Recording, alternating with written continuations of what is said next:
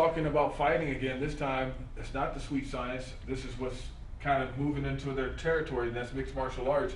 And we have with us Carlos Condit, who all you MMA fans out there, you know who this guy is. And Carlos, you got BJ Penn coming up, and I know all the people in Albuquerque and fans that follow MMA are excited about that fight. Yeah, huge fight for me. You know, I have you know, a very short time till hopefully I can get a title shot, and BJ is the next step in that process. Okay. And what kind of challenge is that going to bring to you? You know, like what kind of fighter is BJ? How hard is it to get ready for somebody like him? You know, there's nobody really like BJ. You know, he's a different kind of animal.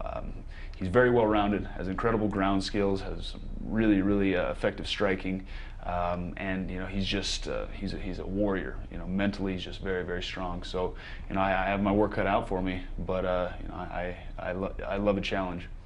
Yeah, I know you've been like all over the place. Just you know, you just get in the ring and get it done. You're kind of like the blue-collar worker of this sport. You know, I guess that's the best way to describe seeing you fight, because it seemed like you're not doing anything fancy. You're just going in there just old school, like take them out, laying it down. Well, you know, it may look that way, but there's a lot that goes into it. You know, and a lot of technique. But you know, that's You know, basically, I like to get it done quickly. You know, I like to scrap. I like to put on a show, but you know.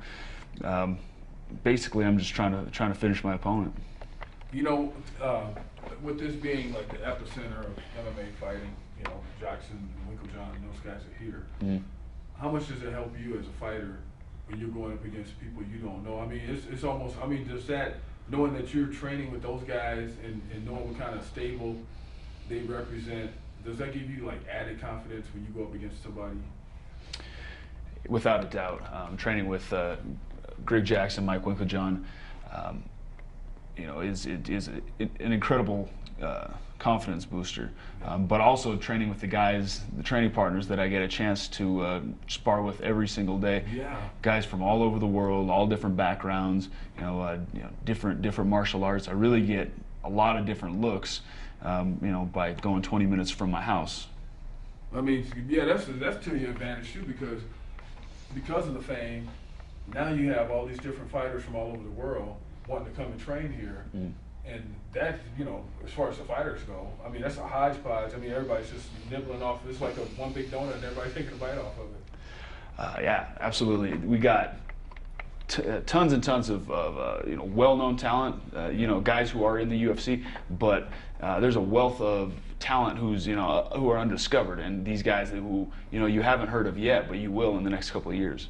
Is that fun for you to watch the guys who are coming up? You know, maybe you see a young guy coming up and you're like, oh, you see him do something else and you're like, oh, that guy's from our gym. Mm-hmm. Is that fun to watch somebody develop like that? I mean, kind of like yourself. Yeah, absolutely. You know, I was a young guy, you know, trying to make in the sport at one time, and you know, I know that there's, you know, a lot of young guys trying to do the same now, and you know, guys come into the gym, and I try to share my knowledge and help them in whichever way I can. WC champion, you were that, and you know, like you're not currently holding a title now, but what is your future? What do you want to do? What do you see as far as like the course you've mapped out? Well, right now my goal is to get the UFC welterweight title belt around my waist. You know, I'm a fight away from getting a title shot, and you know, I've been fighting for about 9 years now, and you know, that has been my ultimate goal the whole time, and so I'm pretty close to achieving that. So right now that's my focus. But you know, in the long run, I want to, you know, continue to put on exciting fights and continue to entertain fans.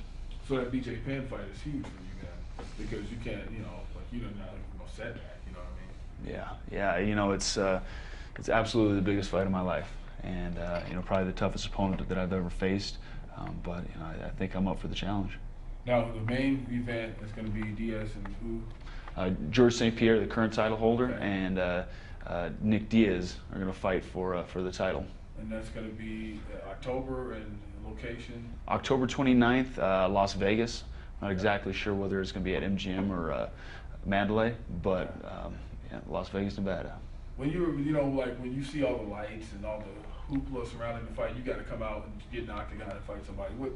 What's going through a fighter's mind when you're just seeing all this stuff? Like it's like a movie or something, you know?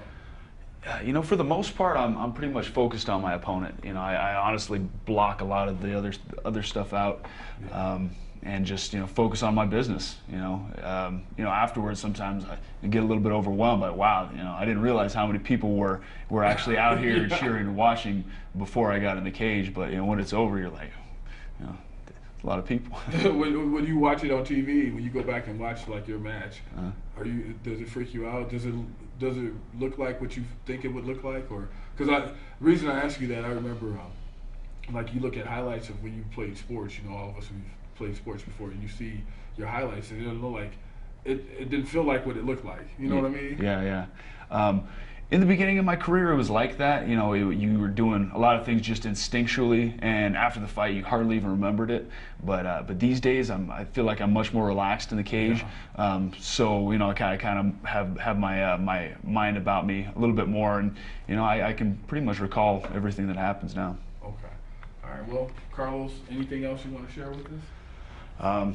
You know, no, not really. I thought you were getting ready to drop a bomb on us, man, or something like that. No, you know, I'm you know, excited to be representing Albuquerque in the UFC, and hopefully bring that title belt back before too long. You know, that makes me ask one more question. How is Albuquerque seen in the MMA market because of all these fighters come out of here? You know, it's definitely putting Albuquerque on the map, and you know, we don't. You know, not a whole lot of people know about Albuquerque, but you know, when you see consistently fighters coming out of here and performing and winning in spectacular fashion, you know, people kind of start to wonder, you know, what the hell's going on there. Does Wink ever want to have any flashbacks and fight you guys? Mike Winklejohn was a tough guy back in the day, man. Without a doubt. On ESPN Classic sometimes you could catch him late night kicking some behind. Oh yeah, absolutely. And you know, having Mike with his wealth of experience and his knowledge, you know, is just it's an amazing resource, you know, in preparing for our fights. Yeah, that guy was totally legit. Carlos Condit, you know him. You want to know more about him? He's going to be fighting October 29th against BJ Penn. Carlos, thank you for coming to the Sports Office. Until next time, we'll see you later.